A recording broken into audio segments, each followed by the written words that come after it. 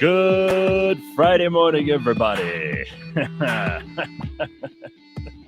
Jesus, I love a Friday. I can't help myself. I'm like a kid in a candy store on a Friday. Yes, yes, yes, yes, yes. Excited and happy. Nobody can get me down on a Friday. Try your best.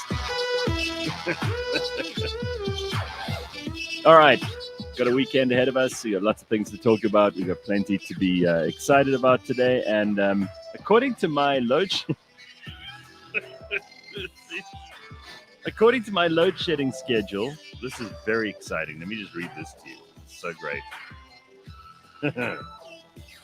So I don't have that app that everybody has.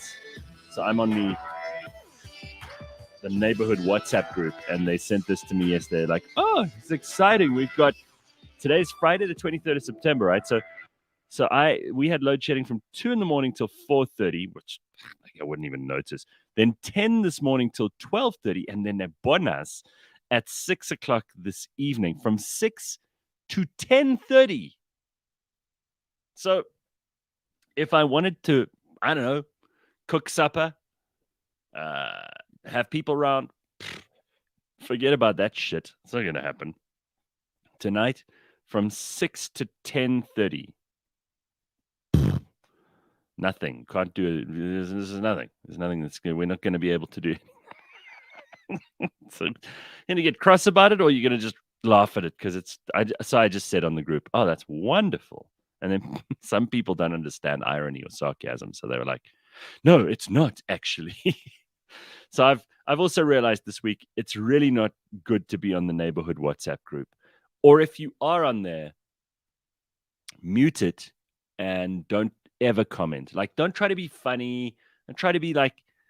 So there's new neighbors moved in the same group, and everybody's saying welcome, welcome, welcome. And I was like, I don't feel the peer pressure that everyone else does to say welcome, and I'm sure I'll get my turn to say welcome to them at some point. But like right now, I'm not. Again, I don't feel like the pressure is there for me to have to say welcome as well. So I'll get to it. Good morning. If you're up and about and getting your day off to a good start, then I am with you, keeping you company this morning. Yes, we've got Mr. Robbie Collins on this morning, which is going to be bloody fantastic. He is a great comedian, great South African comedian. Everybody loves him, and we're happy that he's on finally.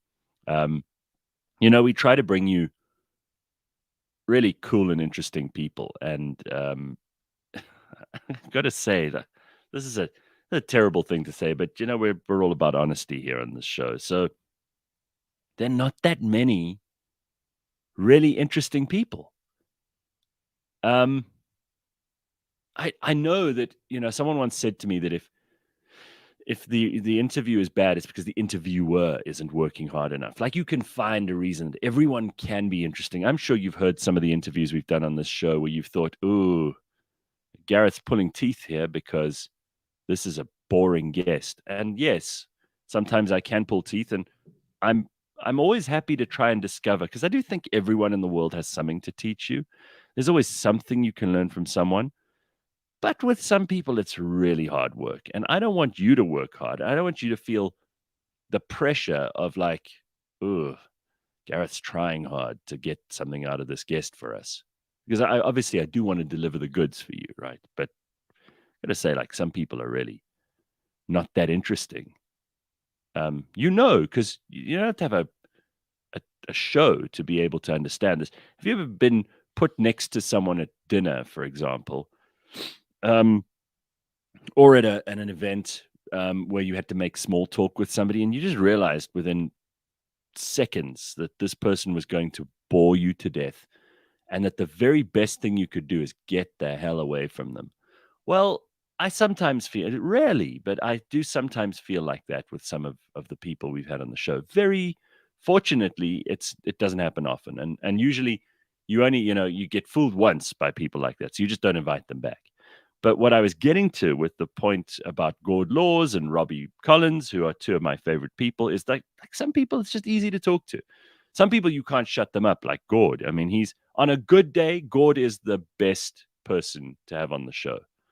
But sometimes, I mean, even I know I have days, like last Thursday, poor Pumi had to bear the brunt of it.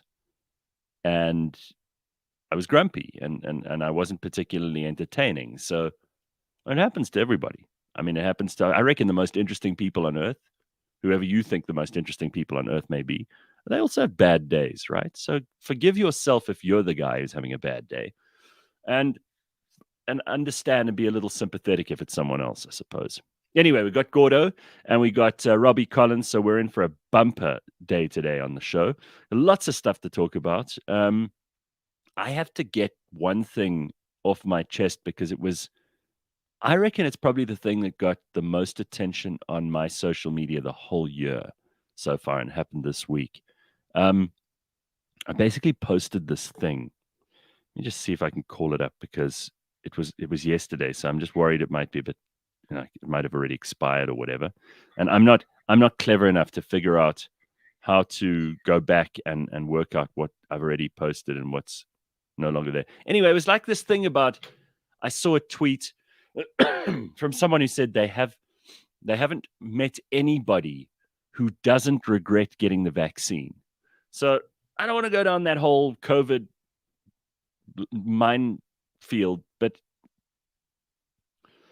the point is, and I'm always going to tell you what I really think and how I really feel about something, even if I know it's going to just scratch open a hornet's nest and cause me irreparable fucking damage. I do regret I got the 2 Pfizer shots last year, about this time last year. The first one was fine. I didn't feel a damn thing. Didn't bother me. I was like, okay, well, that was nothing. That was like, you like play acting, like with the masks or anything else that we did during COVID. I was like, all right, done. And then the second one, I did get a bit sick but not deathly sick or anything. I just felt a bit shitty for like 2-3 days. And it was over before it had begun. So I also didn't think too much of that. And then I was like, well, okay, now I can travel, because that was the main reason I did it, right? Is I knew I had a trip or two coming up this year. And I just didn't want to have to deal with the hassle of either spending money on a plane ticket and then you can't fly or whatever. So I did it, but it was under duress. And I really do wish now, looking back, I hadn't done it, because it did nothing for me. And of course, people are going to say, oh, well, it did nothing for you because it prevented you from getting COVID. But I don't know that I didn't get COVID, because I'm fairly sure that at some point in the last year, I've had flu or something like flu, which could have been COVID. Maybe it wasn't. Maybe it was. I don't know. But it certainly didn't in any measurable way help me along. Now, I'm not an anti-vaxxer, so I don't want to go down that road again, because I got it, right? If I'm an anti-vaxxer, I wouldn't have got it. But I have yet to meet someone, and this was the point of the Instagram post that got so much attention, and none of the attention it got was of the kind that I'm about to describe. No one said, oh, I'm so glad I got that vaccine. Not one reaction. So I just feel like, and it's not something that's going to haunt me to my grave or, make me think every day about what terrible errors I've made in my life. It's not that important to me. But I do think that this very experimental and not necessarily effective vaccine, by the admission of the makers of the vaccine, I saw the Trudeau government just said that they have figured out that airlines and so on were never vectors for transmission anyway. But they were fairly convinced they were, which is why you had to get them to travel in Canada. The vaccines, that is. And now they're all admitting all the stuff that was conspiracy theory a year or two ago, they're all admitting now with no repercussions for them. There were huge repercussions for anyone who questioned any of this stuff, right? Remember that? So we have to talk about it because it's unfinished business. And I know people are sick of talking about this. I'm aware of the fact that right now there are people listening to me going, oh, really, must we talk about this shit? But when I posted it, it got the most reaction of anything I've posted this whole year. And COVID's been over for like a year. Joe Biden said it was over last week. But if you got this vaccine and you regret it, you're by far in the majority. And a lot of people said to me in the comments, because I got so many, you get message requests like these are people who obviously I don't follow or whatever, but they follow me. And these people were like, you know what? I was forced to do it by my boss. I was forced to do it by my family, whoever. There was duress. There was definitely duress there. These are not people who were like really motivated to go and get the vaccine. I'm going to march down there and get it. I can't wait to get the vaccine. And I remember there were a lot of people who were like that when it happened. I don't know where they are now, why they've gone so quiet, but these pharmaceutical companies have admitted the efficacy of the vaccines is way, way less than they told us it was. They were telling us like 95%. And then they revised that right down to 30 odd percent. And I mean, forgive me if I'm not getting the numbers exactly right, but it turns out that neither were they, and it was all a thumbsuck anyway. So I'm curious that out of all the things I've talked about on social media this year, and I haven't really done anything on Twitter, but on Instagram, which is still a fun place some of the time, I posted this thing this week, and this is the one that got the most people talking. So I just thought, cool, okay, that's something we got to talk about on the show. Rusty says, "I'm sorry, Gareth. There are many regrets. You're not the only one." Well, again, like I'm really not sitting here going, "Ugh, I've ruined my life." But I do feel like an idiot for going along with what was a fad and what didn't do what it said on the packaging, and what was essentially a social contagion and a thing where we were hugely pressurized by governments, by the medical industry, by pharmaceutical companies, even by pliant doctors. I'm not going to go down that really, because now once you say this, then all the crazy people from the other side come and like they say to you, "Oh, but you must get on these herbal things because that'll counteract the vaccine." And I'm not in that crowd, right? I'm not in the this stuff is definitely a poison that's trying to like reduce the population, and Bill Gates is involved, and I'm not in that whole fucking crew either. So don't get me wrong, but I'm in that middle group of people who were never really convinced and are now, even though we went along and did the right thing because we were told it was the right thing for us and for everyone else, remember? And now I regret that. I'm like, you made a dumb mistake. You should never have listened to those assholes. And I will never again. I mean, once bitten, twice shy is the thing. So I don't think I'll make that mistake again. And I don't think a lot of us will. Us purebloods, says Peter, are smug now. You see, that's what they're actually calling themselves this, the people who didn't get the vaccine, the purebloods. So this makes it sound even wackier. But I kind of wish I was with you guys. And I think a lot of people do. Not one comment that I got was the opposite way, that like they were thrilled that they got the vaccine. Steve says, "Lol, I have pure blood, not tainted." All right, well, fine. My chiropractor blames the vaccine for my recent ailments. Chiropractor, not a real doctor. Vaccine, not a real medicine. This is an argument I don't care about. Lisa says, "Gareth, how many jabs have you had?" I had the 2 Pfizers, which was the minimum. You couldn't get the one; it was like half, so I had to get both. And I shouldn't even have. I would have, looking back, here's what I would have done. I should have gone and got a fake certificate. I should have got the fucking bullshit thing. I should have got one of those fake ones. I should have gone to a doctor who I could have paid money. They could have got me a fake vaccine certificate. That's what I will do. And in future, that's what I will do. Hold me to this, because I'm going to do it that way. And you'll never know. I mean, like, it's going to look legit. Henny says, "I remember a whole bunch of people I have on social media were bragging about getting it and posting stupid selfies." Oh, do you remember those idiots, those morons, those... go and look up those people if you know them, and embarrass them now. You've got to mock those people. Some stuff deserves mockery, especially with the benefit of hindsight and how we know now how stupid this whole thing was. Go and find those people who posted their jab pictures and mock them relentlessly. Unvaccinated sperm is going to become a huge commodity. You see, this is what I hear from the other side, who are just as crazy. Never needed the vaccine 3 years ago. Don't need it now. Never felt ill throughout this time. Emma says, when Dr. Malone, who created the mRNA technology, says the vaccines aren't safe, that says it all. I remember him saying that, and he got banned from social media. The guy who invented the technology that makes mRNA vaccines. Remember? That was when I was like, that sounds a bit dodge. Yes, Gareth, we know you're right, but can we stop talking about COVID, says Christine. Christine, if all you've taken out of this is that I wanted to tell you how right I was, you haven't listened to anything I've said. I was talking about regret. And if I was so right, I wouldn't have got the thing in the first place. So you're not listening. Gavin says, do you think your opinion would have been different if you'd lost someone close to you due to COVID? Well, I mean, I told you my dentist died from COVID. But no, I don't think it would have been different if it was someone closer to me. No.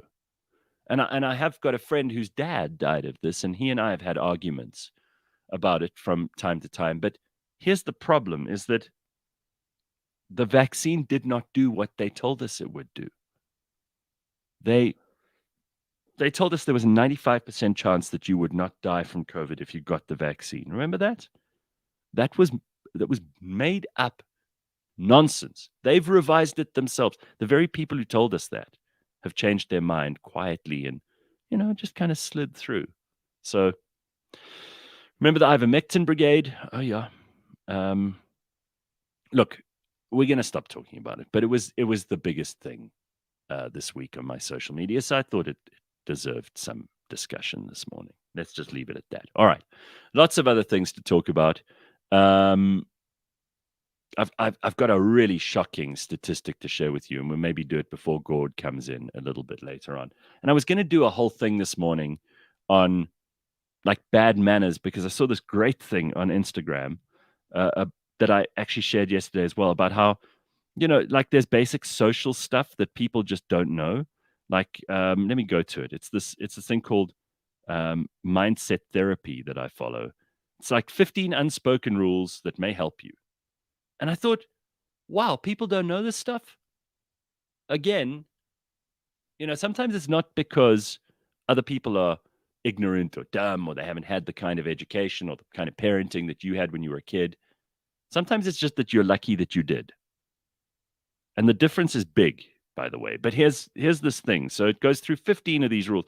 Tell me how many of these are surprising to you. Number one, don't call someone more than twice continuously unless it's really urgent. And if they don't pick up until they return the call, they might be sleeping, sick, busy, or have something important going on. What kind of person calls for a non-urgent thing 3 times in a row and thinks that's okay? I thought that was fairly obvious, but there's more. Number two, if you borrow money from someone, return it even before they ask for it.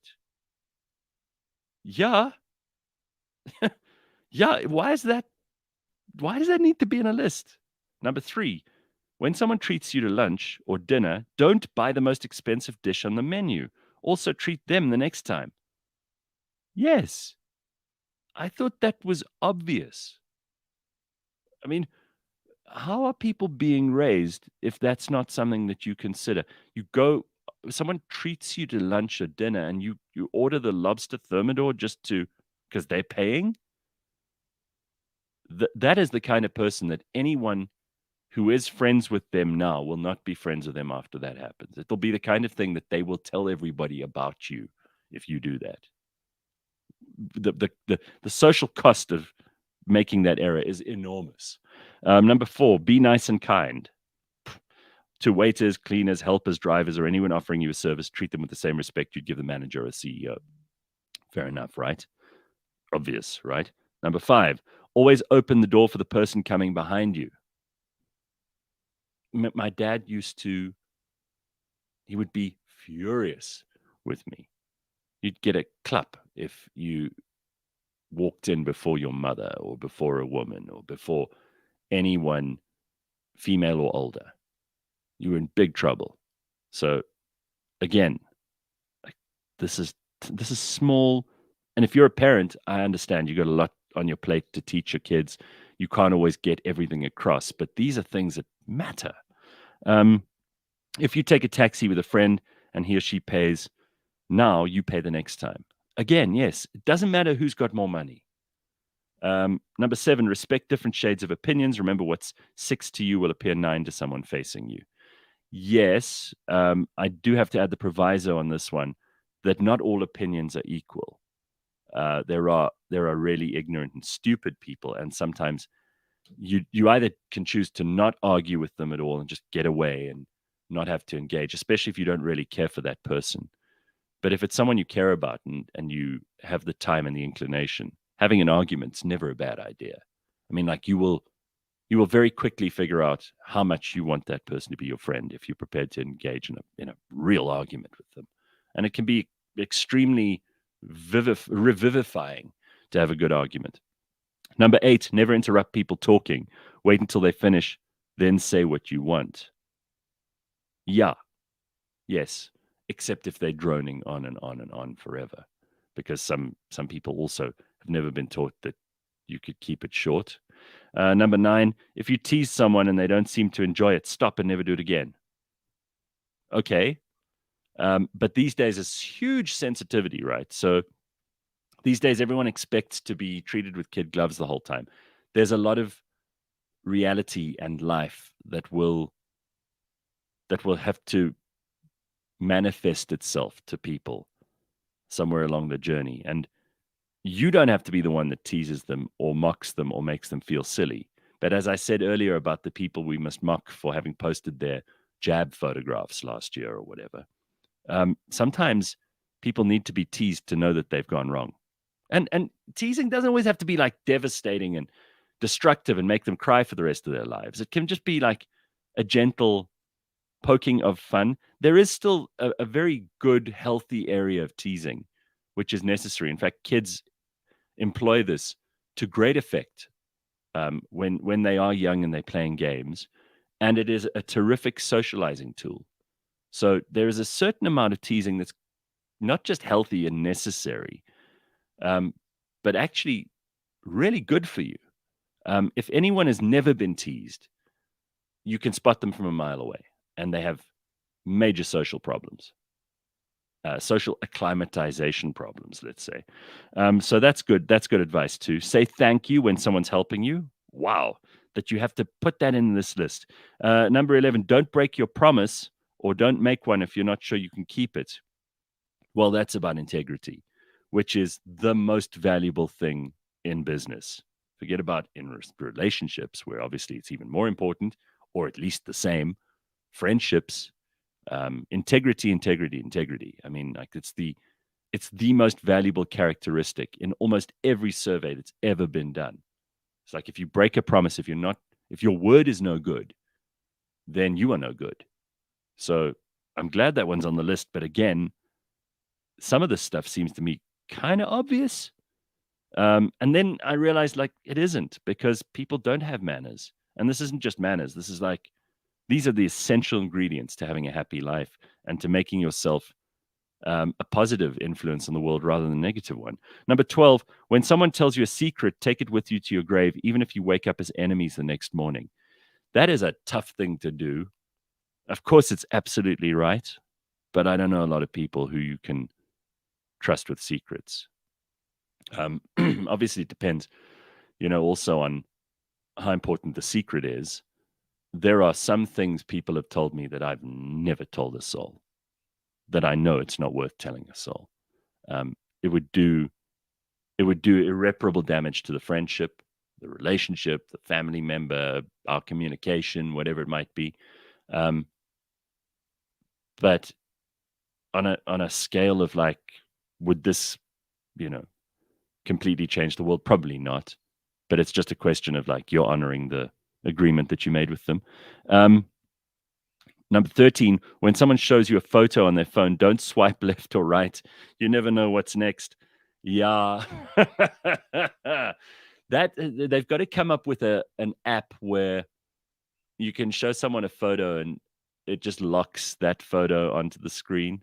because this happens to everybody, and you don't know what's going to happen next. And yes, that's good advice, but it just somehow doesn't fit with these other important things on the list. Number 14, don't fix a time without being punctual yourself. Oh, this is such a big thing. I remember, and I've said this before on the show, so I hope it's not boring, but my first lesson in business was I arrived late for a meeting. It was traffic. It wasn't my fault, but it kind of was, because I should have left earlier if I thought there might be traffic. Um, I arrived 10 minutes late for an appointment, and I'd never met this person before. And she said to me, "You're 10 minutes late. This meeting is canceled." And I'd driven 40 Ks to be there. And I said, "I'm really sorry. Please, I'll do anything to make it up." She said, "No. What you've done by arriving 10 minutes late is you've said to me your time is more valuable than mine, and it isn't, because you asked for this meeting with me, not the other way around. Bye-bye." So I learned a very hard lesson there and then, and it's a good one to remember. It's a bad habit. Take time management seriously, because time is actually money for many people. Number 15, the last one, never talk about your riches in the midst of the poor.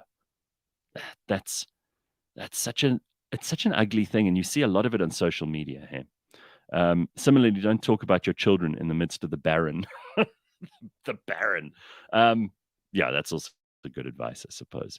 But I just looked at this list and I thought, wow, some of this stuff's pretty obvious and amazing and interesting, but some of it clearly isn't stuff that people have been taught. And some of it, as we've discovered going through the list, it requires a little bit of thought and even a bit of life experience, but a really good list nonetheless. Punctuality is the politeness of kings, says Vyasan. First time listening since my move to Australia at the beginning of September. I hope it's gone well, Ricky. Let us know. We had a really interesting update from Ben the other day. He said Melbourne is like the greatest city he's ever been to. So I don't know where in Oz you are, but tell us. The mafia has a rule. 3 people can keep a secret if 2 of them are dead. Your word is your bond, says Rusty. Let your yes be your yes and your no be your yo. Your no. Tracy says that list should be called A Guide to the Universe and How Not to Be an Asshole. Yeah. Manners maketh man, says Duds. Absolutely. You can't run and scratch Uranus at the same time. That's a good one to remember. Yeah, I think these are great. This is a good list. And even if a lot of people didn't know this stuff before, they will be immeasurably improved by knowing this list. So I'm glad I found it and shared that one as well, because it made a lot of sense to me. Like each one of those, you go, okay, yeah. Regarding the photo thing, there should be a cap on how many photos people show you during a conversation. I get so annoyed when people can't have a conversation without showing me 100 photos or a meme or a joke, or, like you could do that stuff without having to be present with each other. I just think when you're with somebody, don't waste the time by being on your screen.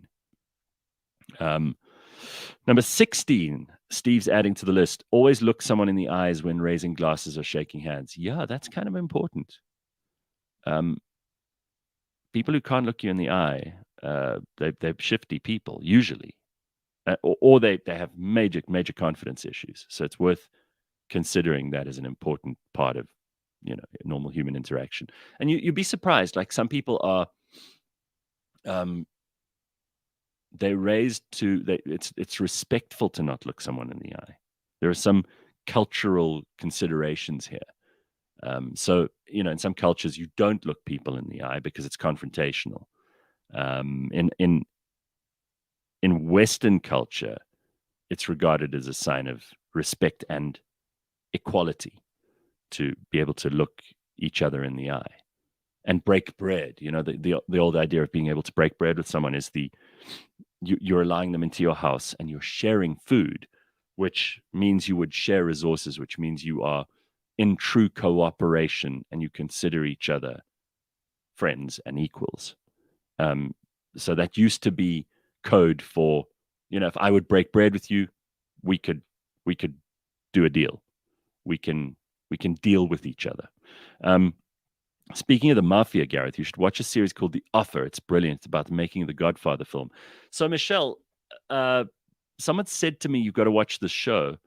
And it's apparently brilliant. I certainly regard the recommendation from this person who recommended it highly, because she doesn't recommend shit things usually. But I don't know that like, it's apparently very detailed, and I'm not sure I'm that interested. I love the Godfather movies, don't get me wrong, but it sounds like it's a big thing to bite off and chew. Um, Here's some great advice from Robin. You can't ride two horses with one backside. I think that was what we were talking about 2 mornings ago. Um, hey, Gareth, when Gord comes on, please let him talk and don't interrupt him so much. Thanks, regards of pure blood. I love it. All right, so let's get into it. Here is Gordo. Hey, Gord Laws, how the hell are you? Good morrow, everyone. Good morrow. How are you, sir? I'm good. I have temporary curtains up because I can't get curtains. Please don't I judge thought me. I thought you were in a, because those, when did you put them up? Are those sheets that you've just put over the windows? No, they're like curtains with hoops, and I've got Oh, a thing with a track. They're also oh, hideously blue. Long story. I haven't been able to purchase suitable curtains. I had all a right. proper like Sharon moment or Corin moment, as they call it, when I went to Yeah. Woolworths at V&A, and you can have any Yes. kind of curtain you want as long as it's either extra length or extra width. All of their ordinary width curtains are extra length, and all of their ordinary length curtains are extra width. I pterodactyl screamed in the store. It's hell, dude. Like, it's the worst. I'm 2 weeks into it, and I still have blue drapes, like rudimentarily hung over the rail. It's the worst. And I went to the waterfront just for that. I hate Uh, malls, dude. And the waterfront, I will say, is like, as far as a mall goes, it's beautiful. I mean, it's like I've been mm, away and I got back and I'm like, this is fantastic, but I still hate it. yeah. So I You know, need to order some. there's some stuff people just hate shopping for. I'm not a big fan of food shopping. I don't mind going to buy things like curtains or whatever. That to me, because I know they're going to be there for a long time. It's not something that I'm going to eat today and shit out tomorrow and it's done. You know, like if Oh, it's going to that's be so in my romantic. house for like 10 years. No, if it's going to be in my house for 10 years, then I want to apply some thought to it. So it's important for me that I buy the stuff I like. But, even clothes are a bit of a stretch, because there's not a lot of clothing that you'll still have in 10 to 20 years' time, right? Oddly, I have 10-year-old clothing and I'm struggling to get rid of it because I went through a skinny patch many years Yeah. ago and I kept some of the nicer things. And so, having gotten back into them, I'm like, I kept this for 10 years Yeah, and that's cool. it's kind of aged badly. Some of it's dope though. I've got a Uh, limited edition Adidas Def Jam Ghostface Killer jacket that I like wear all the time. I'm like, this thing is so dope. The Oh, coolest wow. jacket of 2010. Are you one of those people who makes a list of stuff when you go shopping, or you just go to the shops and look? I make a list and then don't take it with me. I write it down on a piece of paper and then forget it. No. Don't God. remember. And then I get to the shop and I'm like, fuck, I made a list and So I don't. I'll stupid. also always forget a Oh, crucial thing. that is so stupid. Why don't you just do it on your phone? That's what one of the best things about these phones is these lists you can make of everything. I that's part of the frustration. That's part of what makes it so infuriating is I could just take a photo and I don't.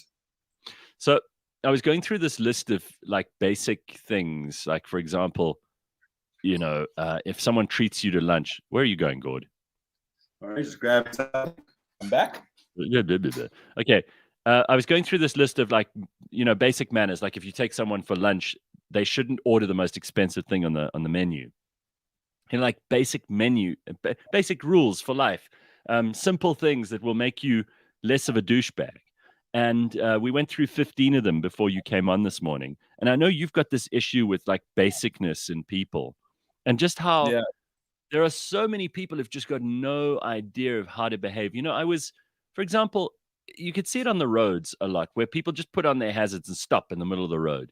You're like, The low okay, off button. The triangular yeah, button that yes, turns off the yes, floor. yes. Yeah, you can see it also in shops where these people just stop in the middle of the aisle and they don't care what's going on around them. You could see some of these like housefraus, and they're busy looking on the shelf. They're like, now let me compare the price of this spaghetti with that spaghetti with that. They take like a while. I was standing behind someone in the shop the other day, and I couldn't get past because she'd put a trolley right across the aisle, and she had no spatial awareness. She was completely unaware of the woman on the other side coming towards me and me going from this side towards the other woman, and she'd blocked the aisle, and she had no compunction or, when I get in someone's way, my immediate, like, I want to get out of people's way more Dude, than I've I got even. a actual It's phobia of being in the way. Like, it's a yes, real thing. I've got a real I yes, panic. I'm like yeah, stuck in a corridor or in an entry point to something. Like, you get people. I remember when I used to jawl a bit, and people will arrive at like a packed nightclub, and they'll be mm, like, "Oh God, there's like nowhere to stand." Right? But look at this.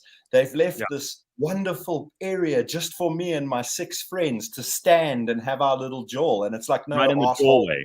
Yeah, That's the yeah. entrance. You notice everyone squeezing past you like this? That's because it's the entrance. Move, asshole. But I wonder what it is, because in childhood, I mean, like, I would get a clap. I mentioned earlier, I used to get claps from my dad if I tried to go through a door before a woman or before someone who was older than me. I'd have to hold the door open for them, otherwise I'd get a clap. But I also remember as a kid, if I was in the way, like, I would get shat on. So immediately someone in the family would say, Gareth, get out of the fucking way, straight away. So I knew to stay out of the way. And I think that was a really good thing to learn, even if, their parents these days would never talk to their children like that. You see these precious little kids who can do no wrong. Parents are like, oh no, please don't talk to my children like that. And I think, no, no, no, you're doing them a massive disservice, because they must never think that everyone else is going to try and accommodate them, especially when they're young. They must be told that you're in the way, get out of the fucking way. And I do think that no one on the roads in South Africa seems to have been told this. It's like, just make yourself as unobtrusive as possible in order to facilitate a happy day for everyone else. It's like, Well, it's a little thing, right? it's a bad analog to say you should treat walking in public like you do traffic, because people are Yeah. terrible in traffic.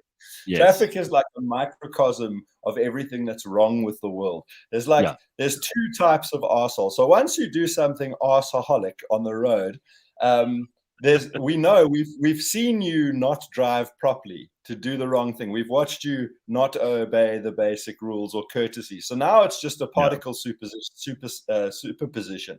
Are you a type A asshole or a type B asshole? We know you're an asshole, right?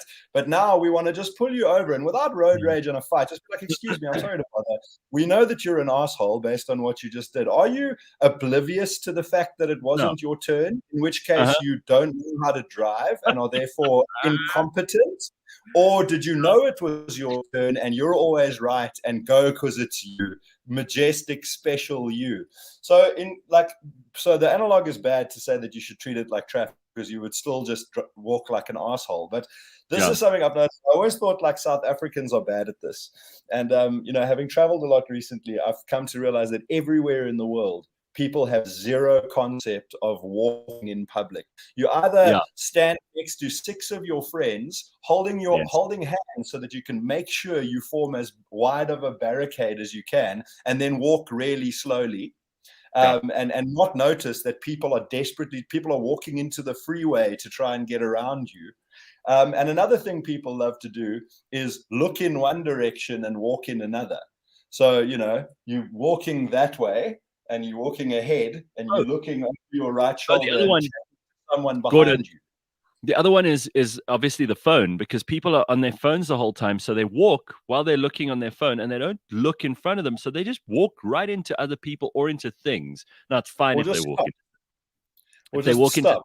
Like, or just stop. do Yeah. their taxes in the middle of the Yeah. promenade. Also, this is something where I always wonder to myself, like, Oh, do wow. I need to take special care because I'm on rollerblades? Now you can change that for a skateboard, a bicycle, Sure, roller anything. skates, a Yeah. trolley, a scooter. But especially Mhm. when you're on the sidewalk, because I skate on the prom all the time. And I don't actually skate on the promenade in Sea Point sometimes, but it's like I don't go on the paved walkie bit. I go on the pavement on the other side, the one that runs along the road. And Yes. it's like double wide and it's mostly smooth and lovely for skating. So like Sure. then, I kind of wondered to myself, do I need to like be triple cautious? I do, because I don't want to die. But is it my Sure, of course. responsibility to like leap out of the way of people, or should people be aware that it like works a little bit like a freeway? You can't just pull on. You need to like check if something is coming at speed before you just walk. And people just change direction. So someone will be looking forward, walk forward, and then like, oh yeah, like over there is a shop, and just turn and go. And you're like, oh my God, suddenly a truck has changed lanes in front of you while you're going. It's like the freeway equivalent of a truck pulling into the fast lane while you're going 140. Children are the freeway in the Matrix is like where the code goes crazy and anything can happen. As soon as you see a child when you're skating, you just have to assume that it's going to find a way to travel 5 meters in 1 second and like rugby tackle you. They get out of the car door and they just run. And people are like, cool, there's nothing here that can kill the child. There's no cyclists. Just run, little Devin. Have a run. In any direction you like. I'll open the car door from the pavement and you sprint across the pavement toward the ocean. Yeah. Listen, here's some examples that are irritating to people. Gijs says, ample space in the gym and dudes will train right in front of the water fountain or in the pathways. Yeah. Right. Carl says that leave their weights lying around. Big time. Yeah. Or put the wrong weights in the wrong places and you get back and then you have to swap them all. Yeah, I'm strong enough to lift this 900-kilogram dumbbell with my one hand, but I'm not strong enough to carry it over there and put it back. Jeez, like I wish they would just drop dead. Carl, sure, that's quite angry, hey, Gord. That was you dropped dead, hey, shit, fuck. Oh my God, that's hectic. All right, now Carl says we used to walk 10 people abreast and sing "Move, bitch, get out the way" and just crush anyone in our way. Nice, Carl. Just really, really nice. No, Gord, sorry, these fucking Europeans are worse, says Michael. Escalators are Michelle's worst. Can we all just agree to move over to the left like everywhere else in the world? People turning right, but they're up against the left side of the road. Well, I mean, just people who have not thought more than 2 meters in front of them and then suddenly need to cross like 5 lanes of highway to get on the off-ramp because they were distracted by their phone or something. You know what I find beautiful, Gareth? Also the your mistake U-turn, right? So like when somebody has not gone into the turning lane because they weren't paying attention or are either a type A or a type B asshole, and now it's they need to go straight so everyone behind them can go straight, but they've not got in the right lane. So they don't go and block the traffic so that they can go. It's like, no, ass face. Instead of 9 people not being able to go when it's there, instead of 15 other people not being able to go so you can go because you've made a mistake. You either knowingly did it, type B, or obliviously did it, type A. Go to the next robot and do a UE and come back so that everyone who hasn't done something stupid can go in the straight lane. Yes, correct. Yes, I've often thought. Oh, no, I need to turn. That. I'm sorry, I'm in the wrong lane. So everyone must not go so that I can still, because I made a mistake. It kills me. Sanele says, and this is beautiful too. Sanele says, you know what I find beautiful is when you're both well-mannered, sensible people and you find yourselves in each other's way and you both try to move but end up on the same side again. You're like that. Sorry. Yeah, that's a better problem to have though. Like that's a nice just problem to have. Yeah, but that does happen. But this is it sort of segues into a related dickheadery thing where it's your right of way, and someone, it's not your right of way. It's the other person's right of way, and they don't go. They stop to let you go when it's their turn, and if they just went when it was their turn, you would be able to go. And you're like, again, you know what? So with all this load shedding that's going on, there are a lot of people who don't know how to four-way stop without the traffic lights working. So you get people who they don't care and they just go, right? And that's obviously really dangerous and stupid, not to mention very rude. But then there are also those people who they're too polite. They're like, no, go. But you're like, no, the rule is that it's your turn to go. And but that is a better problem to have. Again, like I would always rather deal with the over polite person. It's like, you sometimes go into a lift and then they're like after you, and you're like, no, you go, and you hold the door open for them, and they're like, no, you, and it can get like ridiculous, but it's still better than the alternative. Special hatred for someone who like politely and kindly gestures for you to go when it's your right of way. I'm like, I was gonna go anyway. It's my turn. I'm not going because you kindly gave me permission. Yeah. No, but that's just like, yes, I know, but you don't have to be a douchebag. Tracy says all those big SUVs who park across 3 parking spots because they're so important. Ugh. Yeah, or an expensive car in a busy parking. Like if you're in a parking lot that's half full or less, and you park far away from the entrance, like if you want to park your shiny penis across the middle 2 parkings, you know that one where it's clear, it's like, this is not bad parking. This is like, I need 2 for my Porsche. Like if it's shopping center off peak and more than half the parking spaces are empty, and you go as far away from the door and park at the back as possible, knock yourself out. But when there's anything like 70% capacity, you can't have 2 parkings. You don't get 2 parkings, cars over R1 million. Agreed. All right, I just want to move on to a couple of other things because we've got a little bit of time before Robbie Collins comes on. I'm very excited to have him on for the first time this morning. And you got a couple of headlines if we have time for that. But you wanted to talk about things that you loved doing as a kid and that you still do. I mean, obviously for you, one of them is rollerblading. Yeah, I had a 22-year lapse in that. I did it from age 10 to age 17 doing or it again, 18. which I think is so cool because it really is just like it's fun to, like, I see some of the stuff you post on social media too. You don't post that much, but like when you do, it's cool because I can see how much fun you're having. Yeah, I love to rollerblade. It's just like I don't do it for fitness, but it's also a pretty good form of fitness. But I mean, like you like Star Wars, although I find like we're a little oversaturated with Star Wars. I also like Star Wars, but it's just some of it and some of it's such crap. But like, what kind of stuff were you really into as a kid that you're still into now? For me, Metallica, and that's just like I've become a Trekkie of Metallica. Like they're like these old oomies that go out there and rock, and people always want to bitch and complain they're not doing it the way they would, but like they just bring me infinite joy, and they always have. I've always loved Mortal Kombat, like the lore of it more now than the games. I still play the games. Like a new game comes out, I'll play it, and I don't then go and like dedicate my life to mastering it. But I love that whole universe. Football, like Manchester United, since even though that's a tormenting, horrible thing to be into these days, but it's like those are 3 things that have stuck with me: Mortal Kombat, Metallica, Manchester United. I like to rollerblade. And I'm just curious to know, like, what nerdy stuff, or not even nerdy stuff, but just little passions and sort of nerd points do people have that you've been into since you were little that you like will always love? Jeez, it's a hard list to come up with, Gord. I mean, you mentioned like Star Wars, and I've gone off the boil on that a little bit. I mean, the last 3 movies are crap, and even though I like The Mandalorian, I'm not. Mandalorian's great. Yeah, but I'm not. I wouldn't have missed the new episode comes out. I would have been like excited as hell, and it could just be an effect of like being a boring old man. Although I try my best not to be. I mean, I'm engaged in a lot of things, but I'm not fanatical about Star Wars anymore. And I think there's the something. fans saturation, the green lighting of shitty things, and the attitude of the fans, where it's like, what I think about art that someone else made makes me better than you.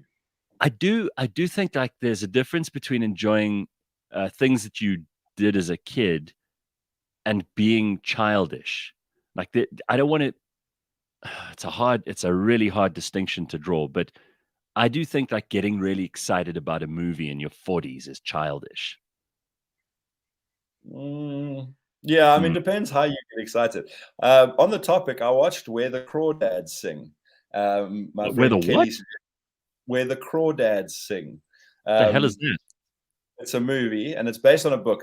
To my eternal shame, Oh, I'd never heard of the book, but a couple of people that said, "Oh, the book's fantastic. You should go watch it." My okay. friend Kelly was like, "Let's go to movies." I've been to cinema since a little bit before COVID, so 2019. Um, I'm regular, like during my years in magazines, I'd watch movies a couple times a week and review them, and I just love Mhm. actually going to the cinema. Um, and so we went to the Labia in Cape Town, which is a fantastic little cinema, and watched this movie. And I then saw that it's gotten quite mixed reviews on like Rotten Tomatoes and whatever. There's obviously some player haters out there that didn't like it, but it's fantastic. Okay. A woman who grew up in the marsh in North Carolina is accused of a murder, and in the course of the court case, you find out about this like bizarre life she had living basically alone in the swamp, and how she came to be like a fully formed person that can like do life even though she was basically there on her own. I won't give any more of it away than that, but kind of like Okay. starts in her childhood and brings you up to the point of the verdict where you get the verdict and so on. I cried a little bit. It was Oh, wow. fantastic. All right. Well, that sounds good. Somebody says here that two of the things, Steph says Tintin and Asterix. Now that I can kind of I can understand. I've still got Asterix books. When did I last pick them up? Probably like a year ago. And then I read like six in a row one night because I couldn't sleep, and I haven't looked at them since. But I love Asterix. I mean, there's just something I just amazing love about this. reading. Like some Yeah. things have hugely influenced me, like Dr. Zeus, the rhyming structure, the sort of style of the illustration, and like that very much informs the kids' books that I make now, and that kind Yeah. of thing. Like I have an absolute love of rhyme, especially if you can tell like a silly story in rhyme. Yeah. I realized like a couple of years ago when I was getting on this whole books thing that like for lack of a less douchey word, manifesting a whole bunch of childhood passions. Like Sure. when up like packed nightclubs full of people on drugs shouting at them to like party was actually just like a manifestation of my love of verse. And then these silly cartoons I draw, like that influenced me massively, and like on a psychological level, on a creative level. Dr. Zeus primarily, but anything that rhymed. But I absolutely loved the artwork of Asterix. And I loved, like, I didn't pick them all up, but I knew there were like loads of puns there, the names of Mm, characters and that kind of thing. Now, you said you picked them up like a year ago, right? I've heard, mm. and I don't care to like get political and then go burn them on a fucking pile, but I've heard that like Sure. those have aged badly in terms of like some racial stuff. And I'm like, yeah, I mean, I haven't really picked one up and looked, but I just remember them being totally innocent. Romans got the shit kicked out of them. Everyone ate, dude, a wild boar. I wanted one of those boars in front I of know. me. Yeah, yeah, Whole yeah. Me one. too. Oh, dude, Racing I'm on so it with you on so that. badly. It always looked like the best thing you could eat, right? Yeah, you The could way pick that it up and just leave only the rib I cage. can. God, I wanted Yeah. one so bad. And I mean, even an But actual boar or a warthog or whatever, when you do it on a spit, it doesn't look like that. It doesn't look like a giant fat no, chicken. no, Scroll, it exactly. looks more like a starving dog than it does like a giant chicken with drumsticks. I would love. I actually want to be so wealthy that I get a chef to take like to constitute one out of like other types of meat. You know what I mean? Make one that Right. looks like that, and it's just constructed. I'm so with you. Yeah, a wild boar would be a good thing. But Asterix is absolutely, like, to me, that's timeless. There's some Roald Dahl stuff that's still kind of timeless as well. I can still get a kick out of Oh reading yeah, Roald Dahl, and revolting especially the rhymes. illustrations by Quentin Blake. Jeez, Roald Oh, Dahl's great. so great. So Sanella says, my dad too, he wouldn't shout at you or anything. If you were late, you just wouldn't find him. I'm exactly the same. No hard feelings. Meeting for coffee, you simply won't find me there. This is for like people who arrive late. We were talking earlier about that and just how punctuality kind of matters, not just in business, but even for friends. I don't know if you've noticed, but people are really shitty about sticking to arrangements. And I try very hard not to be, because the temptation is great, right? You obviously these days, first of all, I have the opposite of FOMO. So if I can get out of an arrangement, I'm FOMO, always joy of missing out. yeah. So I'm always happy when I can get out of an arrangement, because then I have more. I have this obsession with free time. So if I can look at my schedule and go, okay, I don't have to do anything else for the rest of the day, that gives me such joy, because I'm like, what can I do with that time, right? So that's the one thing. But there's some people who just they really don't know what they're doing from day to day. They don't have a plan. They don't have a schedule. They don't keep a diary. So they sort of say yes to everything and then pitch for half of the stuff. Yeah, there's the hypothetical yes, and you're going to find out on the day, especially if you've got like limited capacity. You're like, I want to make an arrangement. I only have one lunchtime on the weekend to do something social. I'm going to go and do this. There's 12 other friends I could have seen, all of whom are eager to see me, and I haven't seen in a while. But now you've taken up that slot, and with no time to make a backup arrangement, cancel it. But just to say, like the punctuality thing and the canceling thing, I agree. If it's like over time, if you develop a kind of habit of that, then it's bad. But there are occasions where somebody's just like, because I always thought like when I used to, I have a brilliant job and I work remotely and I absolutely love it. I occasionally go and, you know, I popped in at the London office. The company has a London office. I pop in at the Joburg office when I'm there, and I like to go and see everybody. But for the most part, being able to sit at my desk, not having to drive in an hour or worth of traffic to and from work to start work, for me, it drives me nuts. And also, like, even if you have to work in an office and there's times where the sales team needs to be together, make 2 half days a week where people have to, and don't make it 9 a.m. Like, I've always hated that. So my thing was always like, you know, to definitely be on time for work every day, with traffic being the way that it is, especially with load shedding and stuff, I either need to be an hour early, I need to leave 2 hours before work, and then it'll take me half an hour to get there, or occasionally be late because it's not within my control. So if someone texts me and they're like, dude, something has happened, my dog, you know, escaped as I was leaving and I had to chase it down the road, I'm going to be a few minutes late. Like if I get a text or a notification, so because I've had that situation where like you've done everything you can to try and be on time, something unexpected has happened, and now you're running late and you feel super awkward. Accidents happen, and like not everything is always going to go your way, but it is interesting. Like you can't be twice, you can't factor in twice the time you need so that you definitely earn all the time. But Sharon is pointing out something else that really, really annoys me, and we've talked about this so many times, I almost don't want to bring it up again, but Sharon brought it up, so I'll blame her. Simple concept, yes or no, when you RSVP. It's not a multiple choice question. And also, when you do this, like I've often had, I'll invite some people around to my house, and then I'm catering for them. So there's drink and food and whatever else.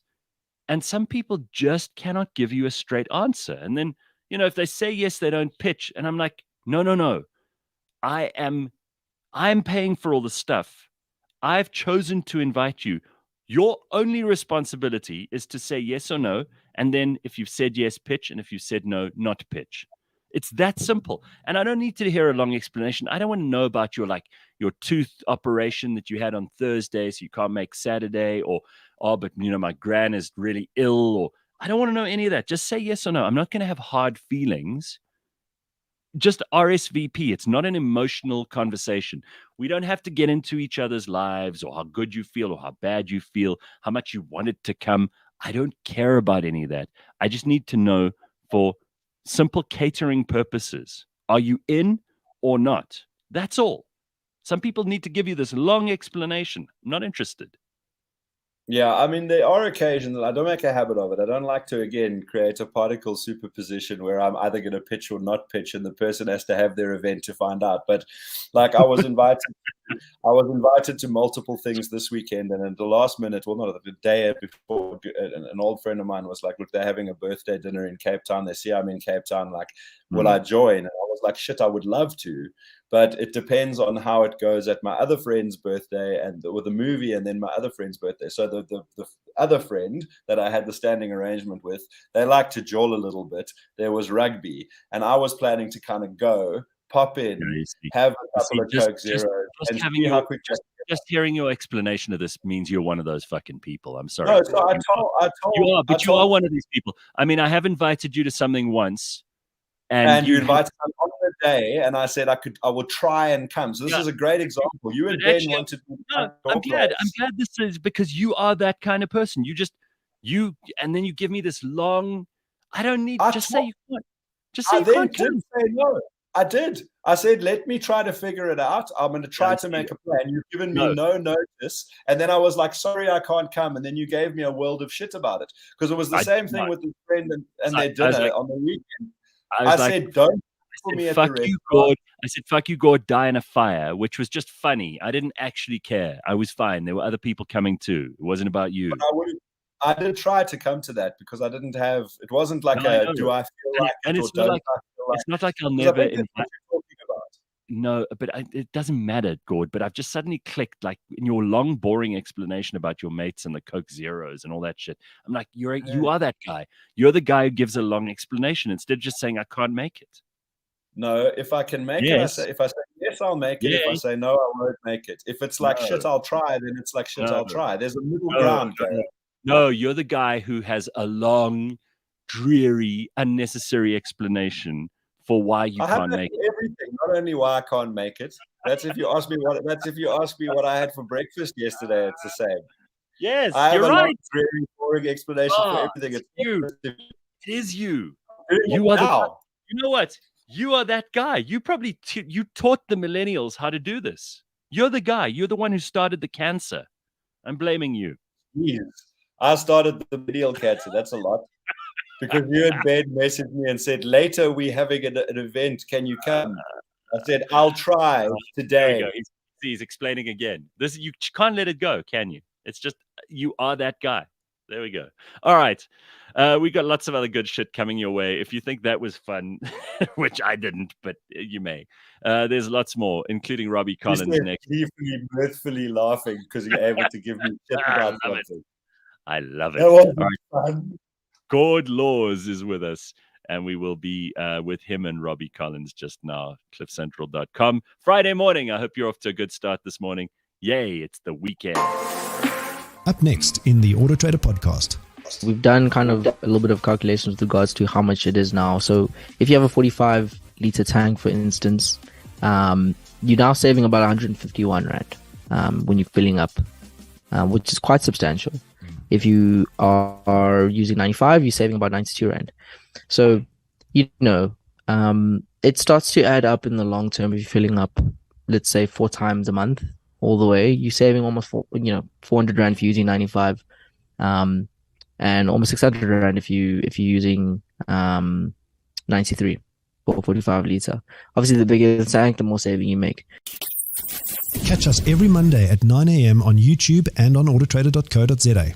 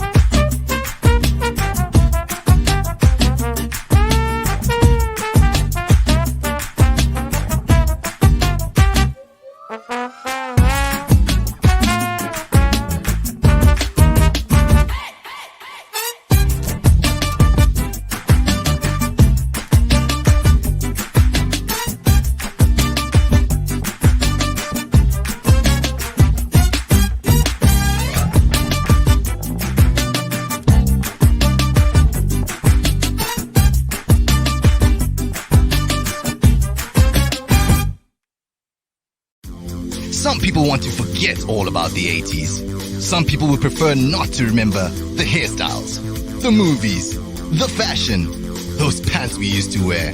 God, those pants we used to wear. Some people would prefer to never hear an 80s song ever again. We are not those people. That 80s show. Music, movies, obscure references, and so many unchecked factoids. Fridays, 9 a.m. on Cliff Central. People say we're stuck in the 80s, like it's a bad thing.